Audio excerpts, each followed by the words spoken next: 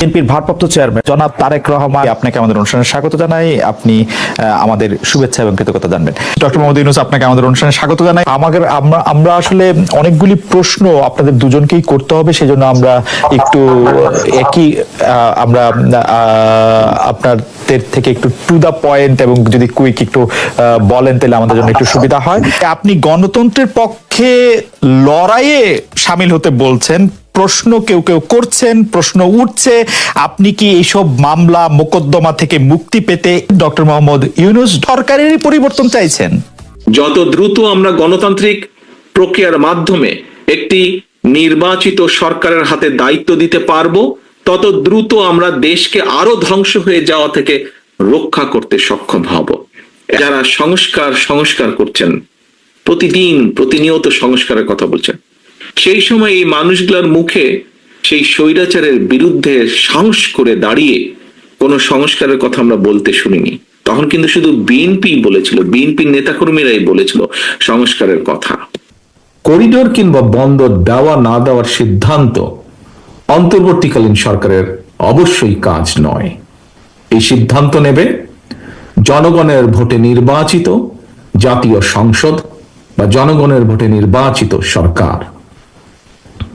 বর্তমান অন্তর্বর্তীকালীন সরকারের আইনগত এবং রাজনৈতিক বৈধতা নিয়ে হয়তো কোনো প্রশ্ন নেই, তবে এই সরকার কোনোভাবেই জনগণের কাছে জবাবদিহিমূলক সরকার নয়। সুতরাং অন্তর্বর্তীকালীন সরকারের কাছে জনগণের ভোটে জনগণের কাছে জবাবদিহিমূলক সরকার প্রতিষ্ঠাই প্রথম এবং প্রধান অগ্রাধিকার হতে হবে। যদিও গণতন্ত্রকে প্রাতিষ্ঠানিক রূপ দেবার ক্ষেত্রে অন্তর্বর্তীকালীন সরকারের সদিচ্ছা কিংবা সামর্থ্য নিয়ে ইতিমধ্যেই হয়তো জনমনে কিছুটা হতাশার সৃষ্টি হয়েছে, তবুও গণতন্ত্রের পক্ষের রাজনৈতিক দলগুলো জনগণের ভোটে জনগণের কাছে জবাবদিহিমূলক সরকার প্রতিষ্ঠার স্বার্থে অন্তর্বর্তীকালীন সরকারের প্রতি সমর্থন এখনো অব্যাহত রেখেছে। বিএনপি সহ বাংলাদেশের পক্ষের গণতান্ত্রিক রাজনৈতিক দলগুলো শুরু থেকেই অন্তর্বর্তীকালীন সরকারের কর্মপরিকল্পনার রোডম্যাপ ঘোষণার আহ্বান জানিয়ে আসছে। সকল কিছু বিবেচনা করলে আমরা দেখতে পাই সরকার কিন্তু সেই আহ্বানে সেভাবে সাড়া দেয়নি। সরকার বরং জাতীয় নির্বাচনের সুনির্দিষ্ট দিন তারিখ ঘোষণাকে সুকৌশলে অল্প সংস্কার, বেশি সংস্কার এ ধরনের একটি অভিনব শর্তের বেড়াজালে বলা যায় আটকে দিয়েছে। অন্তর্বর্তীকালীন সরকারের চিন্তা এবং কর্ম পরিকল্পনা সম্পর্কে জনগণ অন্ধকারে থাকায় কিন্তু দেশের রাজনৈতিক অঙ্গনে হয়তোবা অস্থিরতা বাড়ছে। প্রায় বিভিন্ন দাবি দাওয়া নিয়ে আমরা দেখছি প্রতিদিন বিভিন্ন শ্রেণী পেশার মানুষ রাজপথে জড়ো হচ্ছেন। মাত্র 10 মাসের মাথায় সরকারের ভেতরে এবং বাইরেও কিন্তু এক ধরনের অস্থিরতা দৃশ্যমান হতে শুরু করেছে। সরকার জনগণের ভাষা, আশা, আকাঙ্ক্ষা উপলব্ধি করতে ব্যর্থ হলে দেশে রাজনৈতিক অস্থিরতা বাড়তেই থাকবে। আমরা মনে করি দেশে এইভাবে অস্থিরতা বাড়লে এই সরকারের পক্ষে পরিস্থিতি সামাল দেওয়া কষ্টসাধ্যই হয়ে পড়বে। সুতরাং অন্তর্বর্তীকালীন সরকারের প্রতি তাদের সক্ষমতা সম্পর্কে আরো সতর্ক হওয়ার আহ্বান জানাই আজকের এই সভা থেকে। অন্তর্বর্তীকালীন সরকারের সামর্থ্য এবং সক্ষমতা সম্পর্কে আমরা এখনো নেতিবাচক মন্তব্য করিনি আমাদের অবস্থান থেকে, তবে আমরা চুপ থাকলেও কিন্তু জনমনে এই সরকারের সক্ষমতা নিয়ে কিন্তু প্রশ্ন এরই ভিতরে উঠছে এবং বহু মানুষ, বিভিন্ন শ্রেণী পেশার মানুষ কথা এরই মধ্যে বলছেন। বর্তমান অন্তর্বর্তীকালীন সরকারের যোগ্যতা অযোগ্যতা বিষয় নয়। দেশে স্থিতিশীল গণতান্ত্রিক সরকার না থাকায় একদিকে দেশি বিদেশি বিনিয়োগে স্থবিরতা নেমে এসেছে, অপরদিকে এক অনিশ্চিতকর রাজনৈতিক অর্থনৈতিক পরিস্থিতি নিয়ে বিভিন্ন শ্রেণী পেশার মানুষের মধ্যে একরকমের অস্থিরতা তৈরি হচ্ছে প্রায় প্রতিদিন। এ কারণেই জনগণ প্রতিদিন, আমরা দেখছি সমাজের বিভিন্ন শ্রেণী পেশার জনগণ প্রতিদিন বিভিন্ন দাবি দাওয়া নিয়ে রাজপথে নেমে আসছে। যদিও আনফরচুনেটলি তাদের এই দাবি দাবা শোনার কেউ নেই এই মুহূর্তে। অন্তর্বর্তীকালীন সরকার প্রধানের সঙ্গে দেখা করে রাজনৈতিক দলগুলো আবারও জাতীয় নির্বাচনের তারিখ, দিন, সুস্পষ্ট দিনক্ষণ ঘোষণার দাবি জানিয়েছে। বিএনপির দাবি, আগামী ডিসেম্বরের ভেতরে জাতীয় নির্বাচন অনুষ্ঠিত হতে হবে। জনগণের বাংলাদেশে জনগণের ভোটে জনগণের কাছে জবাবদিহিমূলক সরকার প্রতিষ্ঠায় যে কোনো ধরনের অজুহাত কিংবা গড়িমসির সুযোগ নিয়ে পতিত পলাতক পরাজিত স্বৈরাচার মাথা চাড়া দিয়ে ওঠার অপেক্ষায় রয়েছে। কিন্তু অনেকে বলে থাকেন দেশি গণমাধ্যমে কথা বলতে আপনি স্বাচ্ছন্দ্য বোধ করেন না। এর কারণ হিসেবে কেউ কেউ বলেন আপনি প্রশ্নের মুখোমুখি হতে হয়তো পছন্দ করেন না, আবার কেউ কেউ বলেন কিছু না বলেও আপনি যে দুর্যোগের মধ্যে আছেন, বললে না জানি কি হতো। আপনার মন্তব্য একটু শুনতে চাই প্রফেসর ইউনূস। তুমি তো সবটা বলে ফেলেছো সমস্যাগুলোকে। কাজে এই হলো অবস্থাটা হলো, আমি বলছি দেশের কাউকে কিছু বলি এমন কথা তো নয়। বাইরে বিদেশেও যে সবাইকে যে সাদরে নিয়ে আসি তাও না, তাদেরকে অনেক শর্ত দিই আমার এই কথাগুলো লেখার ছাপানোর আগে আমাকে বলতে হবে, যাতে আবার এমন কোনো কথা শব্দ এমন থেকে না যে আমি আর বিপদের সম্মুখীন হবো। আমি শুধু বিপদ থেকে দূরে থাকার জন্য এটা করছি, কারণ আমি চারদিকে বিপদের মধ্যে আছি। কাজে কথা না বলা এটা একটা নিজেকে রক্ষা করার একটা সুবিধা আর কি। যত কম বলা যায় ততই হয়তো ঝামেলার থেকে বাঁচবো। সম্পূরক প্রশ্ন করতেই হয়, নিজেকে কতটা রক্ষা করতে পারলেন প্রফেসর ইউনূস? পারলাম না তো, এত তো খালি বাড়ছে। এখন তো বড় কঠিন অবস্থার মধ্যে পড়ে গেছে। কিছুদিন আগে হয়তো খবর পেয়েছে এই মাসের মধ্যেই যে 12 তারিখে যে ঘটনা ঘটলো, যে আমাদের অফিসের মধ্যে ঢুকে গেল লোকজন, ঢুকে বললো যে এটা আমরা এখন দখল করলাম, এখান থেকে আমরা চালাবো। এটা কি ধরনের আবদারিকতা! আমরা পুলিশের কাছে গেলাম, বললো যে আমরা এই ব্যাপারে কিছু করতে পারবো না। কাজেই তারাও কিছু করলো না। আমরা যাবোটা কোথায়? পুলিশও কিছু করবে না, ওরাও জবর দখল করার জন্য ছুটে আসবে, আমাদের আইন কানুন কিছুই মানবে না। আর আমাদের একটা প্যানিক সৃষ্টি করলো আমাদের পুরো অফিসের মধ্যে যত লোকজন আছে, বিশেষ করে মহিলা সহকর্মী যারা আছে, তারা খুবই ভীত সন্ত্রস্ত হয়ে গেল যে কি কারবার, কি হলো এটা। দেখা যায় সমস্যার পরিমাণ বাড়ছে, কমছে না। সমস্যা পরিমাণ বাড়ছে, কমছে না। আমি একটু পিছনে আদালতে আপনার বিরুদ্ধে রায় ঘোষণার পরে আপনি একটা প্রতিক্রিয়া দিয়েছিলেন। সেই প্রতিক্রিয়া আপনি বলেছিলেন যে বাংলাদেশের একটি কথায় আপনি এরকম বলেছেন যে বাংলাদেশের প্রতিটি নাগরিককে অন্যায়ের বিরুদ্ধে এবং গণতন্ত্র এবং মানবাধিকারের পক্ষে এক কণ্ঠে কথা বলার আহ্বান জানায়।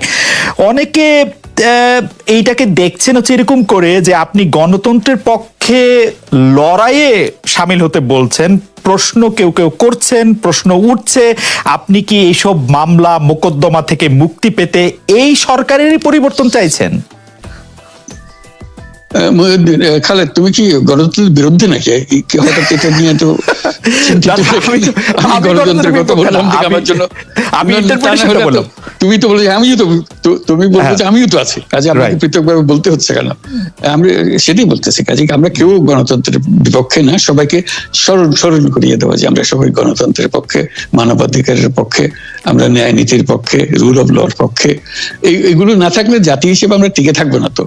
কাজে যখনই মনে হচ্ছে যেগুলো এখন ফরেন ওয়ার্ডস হয়ে গেছে, তাতে মনে হবে যে আমাদের সমাজ হিসেবে আমাদের দায়িত্ববোধ অনেক বেড়ে গেল। এগুলোকে প্রতিষ্ঠিত করা, সোচ্চার করা, মুখ ফুটে বলা, এটা সবাইকে বলতে হবে, মুখ ফুটে বলতে হবে। আমার বিরুদ্ধে অভিযোগ হলে আমি বলছি না বলে, আপনি বলছেন না কেন? একবার বলে এখন তোমার প্রশ্নের সম্মুখীন হয়ে গেলাম। অনেকে বলছেন না, আপনি তো শতবার শতমুখে গণতন্ত্রের কথাই বলবেন, আমাদের সবারই বলা উচিত। কিন্তু প্রশ্নটা এমন ভাবে তোলা হচ্ছে যে আপনি আসলে আপনার রায় ঘোষণার পর আপনি বলছেন গণতন্ত্রের কথা, মানবাধিকারের কথা। অনেকে বলছেন যে এই কথা কি আসলে যেহেতু ব্যাপারটা আপনার উপরে আসলো তখনই আপনি আসলে বললেন কিনা, নাকি আপনি আসলে বলতে চানো না, আপনি আগে যেরকম বলছেন? হতে পারে, মুখ যখন বন্ধ থাকে কোনো কথাই বলা হয় না। এখন যখন মুখ খোলার সুযোগ হয়েছে, সামনে ক্যামেরা নিয়ে দাঁড়িয়ে আছে, মাইক্রোফোন দিয়ে দাঁড়িয়ে আছে, কথা বলছি, কাজে মনের কথাটা বললাম আর কি, যেটা মনে ছিল বলা হচ্ছিল না সেটা বললাম। এটা আমার ধারণা এটা সবারই মনের কথা, সেটাকে প্রকাশ করা। তারাও চায় যে তারা বলুক, আমি বললে তাদেরও মনে সাহস আসে যে উনি বলছেন যখন আমরা বলতে পারবো। প্রফেসর ইউনূস, আপনি যখন বলছেনই তখন আমি এই কথাটাকে একটু ইলাবোরেশন আপনার কাছ থেকে আশা করতে পারি, যে আপনি যখন বলছেন যে গণতন্ত্র মানবাধিকারের পক্ষে এক কণ্ঠে কথা বলার আহ্বান আপনি জানাচ্ছেন, আপনার কাছে কি মনে হচ্ছে যে গণতন্ত্র মানবাধিকারের পক্ষে এখন বহু পক্ষ বহু কণ্ঠ, এটা আসলে এক কণ্ঠে কেউ বলতে পারছে না বা সাহস পাচ্ছে না বা বলছে না, এরকম আপনার মনে হচ্ছে কিনা? আমার মনে হচ্ছে তাই, কারণ বলতে পারছে না তো, মুখ খুলে সব গণতন্ত্রের কথা বলতে পারছে না। কাজে সেটা বলা, এক বাক্যে বলা, পরিষ্কার কণ্ঠে বলা, এটা আমাদের সবার দায়িত্ব, তো জাতীয় দায়িত্বটা, যে না হলে গণতন্ত্র বলে কিছু থাকবে না আমাদের জন্য, আদৌ গণতন্ত্র বলে কিছু থাকবে না। একটা প্রশ্ন করি যে বর্তমান সরকার আরো স্পেসিফিক ভাবে বললে, প্রধানমন্ত্রী শেখ হাসিনা স্পষ্টতই আপনাকে অপছন্দ করেন, অনেক কিছুর জন্য আপনাকে দায়ী করেন, পদ্মা সেতু এবং এই সেই, এর কারণ কি বলে আপনি মনে করেন? আপনাকে কি তিনি তার প্রতিদ্বন্দ্বী মনে করেন, নাকি সত্যি তার কাছে এমন কোনো তথ্য রয়েছে যে আপনার বিশাল কোনো রাজনৈতিক অভিলাষ রয়েছে? আপনি কি রাজনৈতিকভাবে তার প্রতিদ্বন্দ্বী হয়ে উঠছেন বলে তিনি আপনাকে অপছন্দ করছেন, না কি কারণে, আপনার কি মনে হয়? আমার মনে হয় উনি মনে করেন যে আমি দেশের সর্বোচ্চ ডাকু, সন্ত্রাসী, কিংবা আমি অপরাধী, আমি সেরা চোর, এই জাতীয় জিনিস মনে করেন। কাজে সেগুলো ব্যাখ্যা করেন উনি তার মুখে। উনি বলেন যে আমি সুদখোর, আমি ঘুষখোর, আমি সব এমন সব কটু শব্দ ব্যবহার করেন যাতে মনে হয় যে আমার সম্বন্ধে তার ধারণা খুবই খারাপ।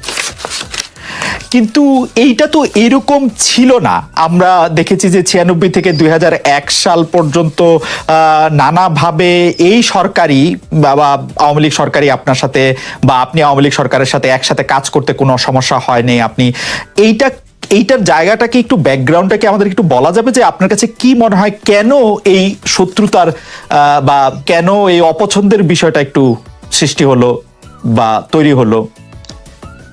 যেই হোক, এটা আমার তরফ থেকে হয়নি। আমি তাকে যথাযথ শ্রদ্ধা করে নিয়ে গিয়েছিলাম আমাদের মাইক্রোক্রেডিট সামিটে ওয়াশিংটন ডিসিতে, আমাদের প্রধান অতিথি করে নিয়ে গেছি, সবাই সম্মান করেছে। কারণ এই মাইক্রোক্রেডিটটা তখন পৃথিবীর সামনে আসছে, বড় আকারে আসছে, এবং এটা বাংলাদেশের অবদান হিসেবে সবাই স্বীকৃতি দিচ্ছে। ওয়াশিংটনে দুনিয়ার সেরা যারা সবাই উপস্থিত ছিলেন, তার মধ্যে আমরা ওনাকে নিয়ে গেছিলাম এই জন্য যে বাংলাদেশের পক্ষ থেকে এই গৌরবটা যেন তিনি আমাদের পক্ষ হয়ে গ্রহণ করেন। উনিও রাজি হয়েছেন, উনিও গেছেন, করেছেন। কাজে এটা স্বাভাবিকভাবে এই সম্পর্ক থেকে যাওয়ার কথা ছিল, কিন্তু কি কারণে এটা ঘাটতি হতে আরম্ভ করলে বুঝতে পারলাম না। কিছুদিন পর থেকেই ওনার আচরণ এবং তার শব্দ পরিবর্তন হতে আরম্ভ করলো। এমন পরিবর্তন হলো এখন আমাকে চোট বদমাইশ ছাড়া আর কোনো বিষয় উনি মনে করেন বলে মনে হয় না আমার কাছে। আসলে এটা নিয়ে কথা বলাটা একটু বিব্রতকরই, কিন্তু কেউ কেউ এটা বলে থাকেন যে বিশেষ করে যে 2007 সালে যে 111 সরকার আমরা যাকে বলি, তাদের যে বিরাজনীতিকরণের একটি চেষ্টা, সেই চেষ্টার মধ্যে আপনার অংশগ্রহণ আছে কিনা? যদিও বারবার বলা হয় যে আপনি আসলে সেই ক্ষমতাটা দখল করতে চেয়েছিলেন, অথচ আমরা উল্টা শুনেছি, আপনার মুখেও শুনেছি, যারা ওই সময় কুশলভ ছিলেন তাদের মুখেও শুনেছি যে আপনাকে আসলে অফার করা হলো, আপনি সেটি ফিরিয়ে দিয়েছিলেন। কিন্তু কেউ কেউ আবার বলে থাকেন আপনি একটা লম্বা সময়ের জন্য চেয়েছিলেন। এইটি কি একটা কোনো কারণ হতে পারে? এই ব্যাপারটিকে আমাদের দর্শকদের জন্য মানে বা ইয়েদের জন্য একটু আপনি পরিষ্কার করবেন যে আপনি আসলে রাষ্ট্রের সর্বোচ্চ ক্ষমতায় বা রাজনীতির জায়গায়, দেশ পরিচালনায়, সেগুলিতে আপনি আসলে আসতে চেয়েছিলেন কিনা, চান কিনা, বা ওই জায়গা থেকে? যদি চাইতাম খালেদ, যদি চাইতাম, তখন যখন মিলিটারি আমার বাসায় এসে বসে রইল সারা রাত আমাকে রাজি করানোর জন্য, আমি তো লুফে নিতাম। রাজি করানোর জন্য বসে থাকতে হবে কেন? আমি যদি ক্ষমতাই চাইতাম, বলে আর চলেন চলেন, কি করতে, কি কোন জামাটা পড়তে হবে দেখিয়ে দেন, এখনই যাচ্ছি। আমি তো সেটা করিনি, তাদের সঙ্গে তর্ক করেছি, সারা রাত ধরে তর্ক করেছে যে না ভাই আমাকে দিয়েন না, আমি এই কাজের উপযুক্ত না, আপনারা অন্য লক্ষ্য যান। তারা আমার উপরে মন ঠিক করে ফেলেছে আমাকে নিতে হবে। আমি বারে বারে বলতেছি তাদেরকে, তো তারা নিরাশ হয়ে ফিরে গেল, বললো যে সকালবেলা আবার আসবো, সকালবেলায় আসলে তখন আপনি আমাদেরকে বলেন যে রাজি আছেন। আমি বললাম যে না, সকালবেলা আসলে একই কথা পাবেন, কারণ আমি তো এটা এমন কিছু না যে মনের মধ্যে সন্দেহ রেখে দ্বন্দ্ব রেখে আপনাদেরকে বলছি, অত্যন্ত পরিষ্কার ভাবে আপনাদের কাছে বলছি। ঠিক আছে, তা না হলে তো আমি সঙ্গে সঙ্গে রাজি হয়ে যেতাম। কে ছাড়ে যাও আপনাকে দেশের পুরো সরকারের প্রধান হবার জন্য আহ্বান জানাচ্ছে, বাংলাদেশে এরকম কয়জন মানুষ আছে বলবো যে না আমি এই দায়িত্ব গ্রহণ করব না। আমি তো করলাম সেটা, এখন আমার নামে বলা হচ্ছে 10 বছর চেয়ে। আমি বছর নিয়ে তো প্রশ্নই উঠে না। প্রশ্ন হচ্ছে আগামীকাল সকালবেলা আপনি শপথ গ্রহণ করবেন, এই কথা। আমি বললাম যে না, করবো না। তারপরে এরপরে তো কয় বছর কয় কাণ্ড, আমি 10 বছর দিয়ে কি করবোটা কি? আমি 10 বছর দিয়ে আমি তো বলছি আমি এই কাজের জন্য নই। দেশে আমার দেশ পরিচালনা করা আমার দায়িত্ব না, আমার কাজ না, আমি জানি না এটা কিভাবে করতে হয়। আমি যেটা জানি সেটা করি। Make sense. আপনার মেয়ে মনিকা ইউনুস সম্প্রতি একটি সাক্ষাৎকার দিয়েছেন CNN এ, সেখানে আমি তাকে একটু যদি অনুবাদ করি তাহলে সেরকম পড়তে পারবো যে আমি তাকে উদ্ধৃত করছি যে কোনো এক সময় প্রধানমন্ত্রী শেখ হাসিনা ও ডক্টর ইউনুস একসঙ্গে কাজ করেছেন। আমি আশা করি সেই সময়টা আবার ফিরে আসুক, শুধু গ্রামীণ কিংবা সংশ্লিষ্ট সব প্রতিষ্ঠানগুলোর ভালোর জন্যই নয়, যদি তারা আবারও একসঙ্গে কাজ করেন তাহলে সেটা চমৎকার হবে। এই মনিকা ইউনুসের এই আশা কি আপনারও মানে একই রকম আশা কিনা যে প্রধানমন্ত্রী শেখ হাসিনা এবং ডক্টর ইউনুস একসঙ্গে কাজ করলে আরো কিছু চমৎকার কাজ হবে, বা এটা আপনি আশা করছেন এরকম কি? এটা কি এখন আমার জন্য করা যাচ্ছে না যে আমি নারাজ, যে করতে চাই না? তুমি ভাবখানা এমন করছো যে আমি আপত্তি করছি, আমি কাজ করতে চাই না। আমাকে যে বললাম চোর বদমাইশ করে রেখেছে, সেখানে কাজ করার তো কথাই উঠছে না। আমার নাম উঠলেই ওনার রাগ উঠে যায়। আমাকে সুদখোর না বললে ওনার মন তৃপ্ত হয় না। আমাকে চুবিয়ে না ডুবালে, পদ্মা নদীতে আমাকে চুবিয়ে না ডুবালে ওনার মনে শান্তি আসে না। ঠিক আছে, আমি কি করে বলবো? ওনাকে বলতে তো হবে, ওনাকে যদি কিছু বলতে হয়। পদ্মা নদীর কথাটা যখন উঠলই, পদ্মা ব্রিজ সম্পর্কে যে কথাটা সরকারের উচ্চ মহল থেকে এটা বলা হয় যে আপনি আপনার ক্ষমতা ব্যবহার করে বা আপনার পরিচিতি ব্যবহার করে বা আপনার যে একটা সাংঘাতিক রকমের গ্রহণযোগ্যতা সারা দুনিয়াতে আছে, যেটি আসলে ওয়ার্ল্ড ব্যাংক সহ অন্য জায়গায় আছে, সেটি দিয়ে আসলে আপনি পদ্মা সেতুটা বাংলাদেশ যাতে ঋণ না পায় সেটির জন্য আপনি চেষ্টা করেছেন। এই ব্যাপারটা নিয়ে কি আপনি একটু কিছু বলবেন যে এটা আপনার বিরুদ্ধে একটা অভিযোগ? কি বলবো, এটা বলো, এটা হাস্যকর একটা কথা মুখ থেকে বলে ফেললো চোর ডাকাতের মতো, এটাও আরেকটা বলে ফেললো, এটাই সত্য হয়ে গেল। আমরা যে বারে বারে বিবৃতি দিলাম তখন এটা প্রশ্নই ওঠে না। আমরা বাংলাদেশের নাগরিক হিসেবে আমরা গৌরবান্বিত যে এই পদ্মা সেতুর উপরে আমরা একটা সেতু বানাতে পারবো, এটার জন্য আমরা সবাই চাই। কাজে এটা তো বিরোধিতা করার তো প্রশ্নই ওঠে না। কেন বিরোধিতা করবো? দেশে যে একটা বড় রকমের ঘটনা ঘটতে যাচ্ছে সেটা তো আমরা সবাই সমর্থন করেছি। বলেই চললেন। এখন একজনে বলতে থাকলে তো আমার করার কিছু তো নাই। উনি এত শক্তিধর যে এখানে আমার কথা তো কিছুই থাকে না। ওনার সব সরকারের যাবতীয় প্রচার যন্ত্র ওনার হাতে। আমার তো আমার গলার যত তীক্ষ্ণ। আপনি তো কথা বলেন না, বললে তো নিশ্চয়ই আপনার সাথে না। একটি প্রশ্ন আসছে যে পদ্মা সেতুর যখন উদ্বোধন করা হবে তখন কি আপনাকে নিমন্ত্রণ জানানো হয়েছিল? যে মানে রাষ্ট্রের পক্ষ থেকে এরকম বলা হয়েছিল যে আপনাকেও নিমন্ত্রণ জানানো হবে, বা আপনি মনে আছে কিনা? মনে পড়ে না এরকম করছে। আচ্ছা, আমি একটু যে বিষয়টি নিয়ে আপনি আসলে শুরু করেছিলেন যে আপনার প্রতিষ্ঠান জবরদখল করা নিয়ে, সেই জায়গাটার মধ্যে একটু আসি। আমাদের যে আন্ডারস্ট্যান্ডিং, সেই আন্ডারস্ট্যান্ডিংটা হচ্ছে এরকম, আপনার হাত দিয়ে যখন গ্রামীণ টেলিকমের প্রতিষ্ঠা হয় তখন এর আয় থেকে আপনি গ্রামীণ ব্যাংকের সদস্যদের জন্য ব্যয় করার কথা বলেছিলেন বা ভেবেছিলেন। আপনি গ্রামীণ ব্যাংক থেকে চলে আসার সময় বা ওই আগে পরে আমরা দেখেছি যে সে আর্টিকেল অফ অ্যাসোসিয়েশনটা আসলে ওই একই রকম নাই, বদলানো হয়েছে। তো গ্রামীণ ব্যাংকের বা গ্রামীণ টেলিকমের এই বেনিফিশিয়ারি থেকে গ্রামীণ ব্যাংকের সদস্যদের আসলে বাদ কেন দেওয়া হয়েছে? মানে এইটার পিছনে কারণ কি? এখন গ্রামীণ টেলিকমের যে লভ্যাংশ তা কোন খাতে আসলে ব্যয় করা হয়, বা মানে যে আয়টা মুনাফা সেটি আসলে কিভাবে ব্যয় করা হয়? গ্রামীণ টেলিকম একটা স্বতন্ত্র প্রতিষ্ঠান। এটা কোম্পানিজ আইনের 28 সেকশন 28 দ্বারা সৃষ্ট। তার অর্থ হলো যে এটাকে আইনের ভাষায় বলে non dividend company, guaranteed by limited by guarantee, কাজে এটার কোনো মালিক নাই। কাজেই মালিক যেহেতু নাই, এটা তার নিজের নিয়মে যারা গ্যারান্টি দিয়েছে, যারা গ্যারান্টির পরিমাণও খুব সীমিত, লিমিটেড বাই গ্যারান্টি, এটা 1,000 টাকা। মানে যদি যত তোলপাড়